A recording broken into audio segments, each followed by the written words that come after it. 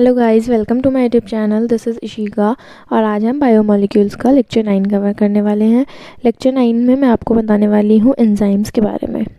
किसके बारे में? एंजाइम्स के बारे में, एंजाइम्स के बारे में, विटामिन्स के बारे में। जो हमारा पार्ट पढ़ा है आज हम इस वाले लेक्चर में कंप्लीट करेंगे। अब आपको पता है एंजाइम्स क्या होते हैं, आपने पहले सुना होगा। तो एंजाइम्स क्या होते हैं? बायो कैटलिस्ट होते हैं। क्या होते हैं? Bio catalyst. ये किसका काम करते हैं? कैटलिस्ट की तरह काम करते हैं। आपने सुना है जो किसी भी रिएक्शन में अगर हम कोई भी कैटलिस्ट डाल देते हैं तो उससे रिएक्शन की स्पीड में इंक्रीज हो जाता है, यानी कि प्रोडक्ट जल्दी बन जाता है। तो वो होते हैं हमारे कैटलिस्ट। ऐसे ही एंजाइम्स क्या होते हैं? Bio catalyst. बायो कैटलिस्ट का मतलब जो हमारे बॉडी में प्रोसेस होती हैं, जो बायोलॉजिकल प्रोसेस होती हैं, बायोलॉजिकल प्रोसेसेस होती हैं, उनमें जो कैटलिस्ट का काम करता है वो कौन काम करता है? एंजाइम्स। कौन काम करता है? एंजाइम्स काम करते हैं। मान लो मेरा माल्टोज है, ठीक है, और मुझे माल्टोज से क्या बनाना है? माल्टोज से क्या बनता है? ग्लूकोज बनता है जब तुम उसकी हाइड्रोलाइसिस करवाते हो। तो अगर मैं इसमें कौन सा एंजाइम डाल दूं? माल्टेज। कौन सा एंजाइम डाल दूं? माल्टेज। तो क्या बन जाता है? ग्लूकोज बन जाता है। क्या बन जाता है? ग्लूकोज बन जाता है। अब माल्टेज क्या है? एक एंजाइम। क्या है माल्टेज? एक एंजाइम है, ठीक है। तो हम क्या बोलेंगे? एंजाइम्स जो होते हैं वो बायो कैटलिस्ट होते हैं, जो कि बायोलॉजिकल प्रोसेस को आगे बढ़ाते हैं। मान लो हमारी बॉडी में कोई भी प्रोसेस होती है तो उसको कौन करवाता है? एंजाइम्स करवाते हैं। ऐसे ही हमारा इन्वर्टेज होता है, माल्टेज होता है, जिनके लास्ट में एज आता है वो होते हैं हमारे एंजाइम्स। क्या होते हैं? हमारे एंजाइम्स, ठीक है। अब अगला टॉपिक आता है विटामिन्स। क्या आता है? विटामिन्स। अब विटामिन्स आप सबको पता होगा क्या होते हैं। मान लो हमारी बॉडी में जो ऑर्गेनिक कंपाउंड, ऐसे ऑर्गेनिक कंपाउंड जिनकी हमें ज़रूरत होती है, वो कौन होते हैं? विटामिन्स होते हैं। और अगर हमारी बॉडी में किसी भी विटामिन की कमी हो जाती है तो उससे क्या हो जाती है? हमें डिफिशियंसी होने लगती हैं।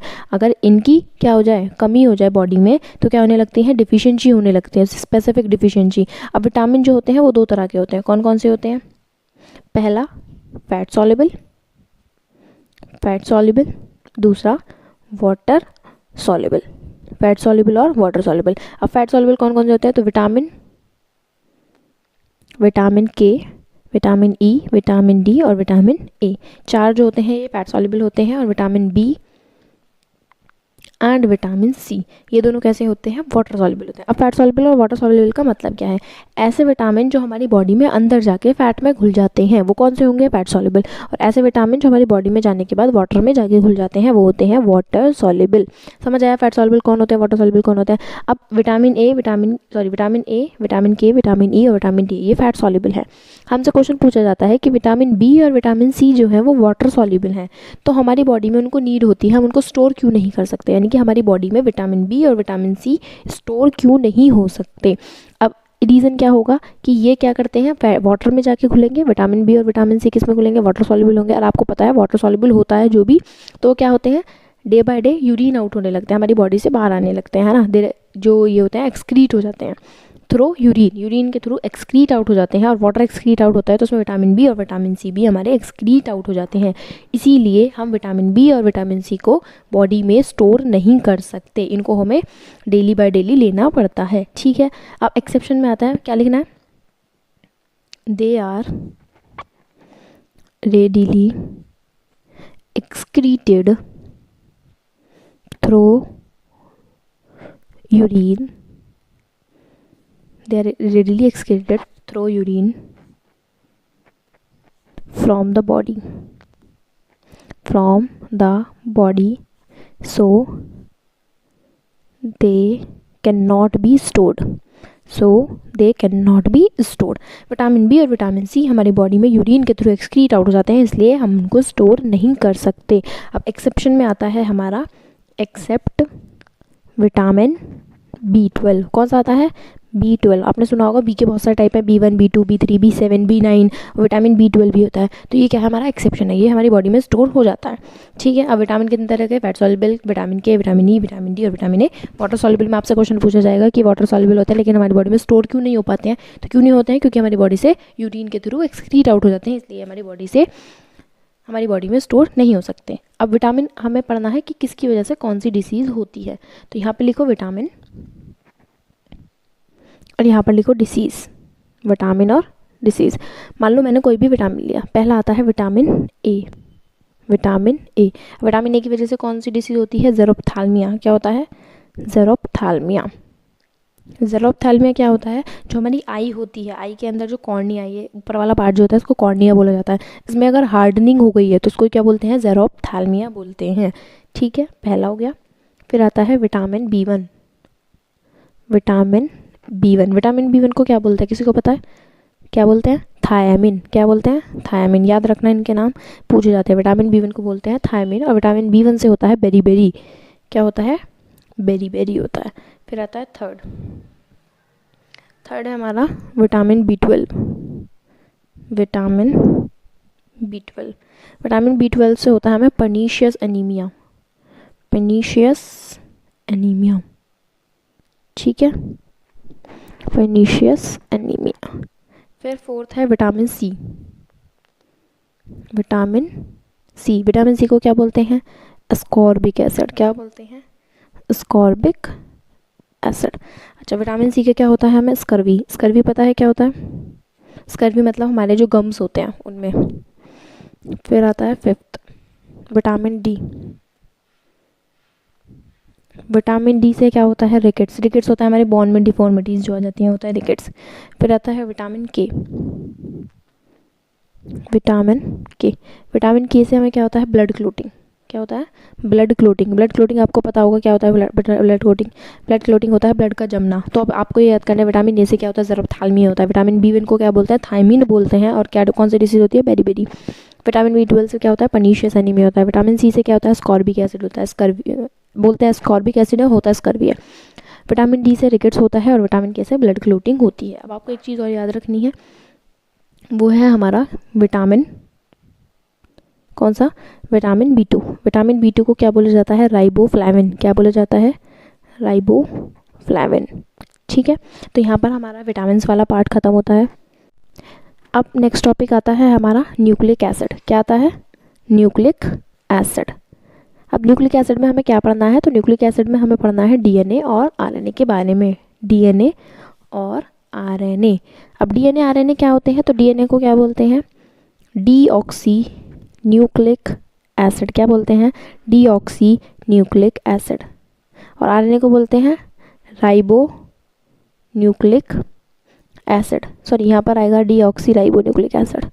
DNA को क्या बोलते हैं, डीऑक्सी राइबो न्यूक्लिक एसिड, और RNA होता है हमारा राइबो न्यूक्लिक एसिड।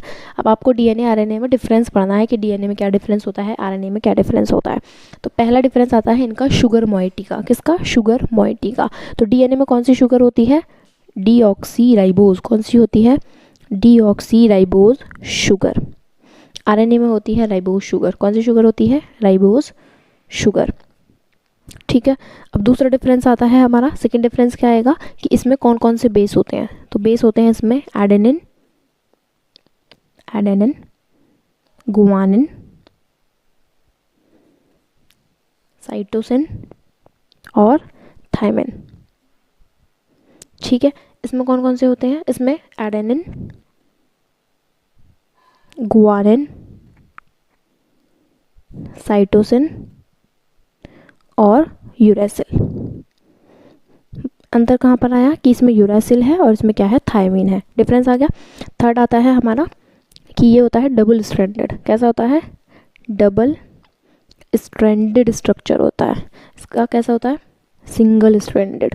कैसा होता है, सिंगल स्ट्रैंडेड। तो आपसे यही पूछा जाएगा कि DNA और RNA में क्या डिफरेंस होता है। तो DNA को बोलते हैं deoxy ribo nucleic acid, RNA को बोलते हैं राइबो न्यूक्लिक एसिड।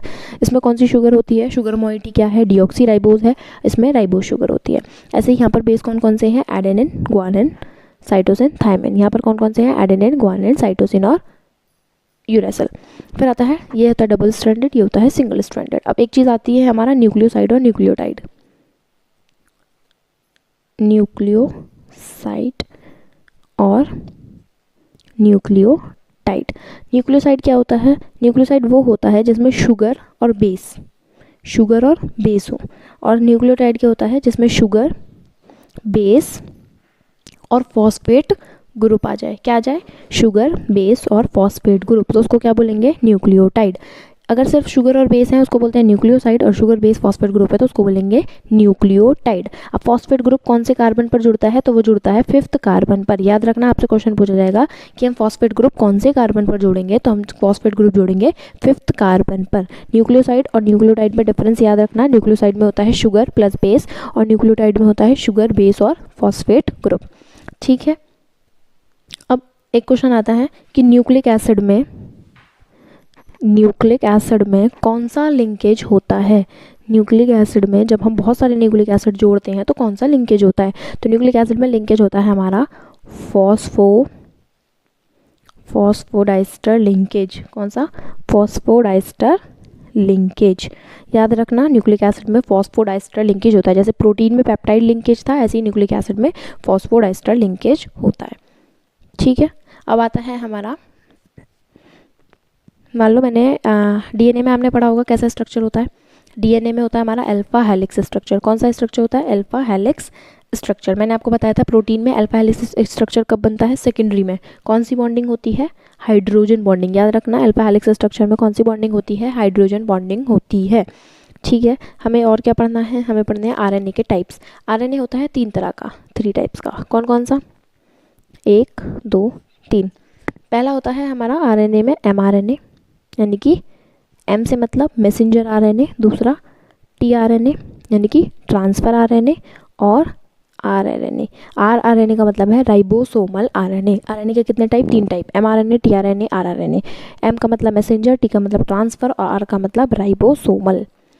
आर का मतलब राइबोसोमल, एम का मतलब मैसेंजर और टी का मतलब ट्रांसफर। ठीक है, तो आरएनए के टाइप बता दिए। डीएनए में कौन सा स्ट्रक्चर होता है, अल्फा हेलिक्स स्ट्रक्चर होता है, हाइड्रोजन बॉन्डिंग। एक चीज़ और है कि ये जो बेसिस है, ये एडेनिन, गुआनिन, साइटोसिन, थायमिन, ये अपने बॉन्ड बनाते हैं। तो एडेनिन जो है वो किसके साथ बनाता है, थायमिन के साथ। एडेनिन याद रखना किसके साथ बॉन्ड बनाएगा, थायमिन के साथ डबल बॉन्ड। और साइटोसिन बनाता है गुआनिन के साथ, किसके साथ, गुआनिन के साथ। एडेनिन थायमिन के साथ डबल बॉन्ड बनाता है और साइटोसिन गुआनिन के साथ ट्रिपल बॉन्ड बनाता है। सिर्फ इतना ही हमारा चैप्टर था, न्यूक्लिक एसिड वाला पार्ट खत्म हो गया है। तो आज हमारा बायोमॉलिक्यूल चैप्टर खत्म हो गया है पूरा। अब दूसरा चैप्टर शुरू करेंगे। आज के लिए इतना ही। Thanks for watching the video.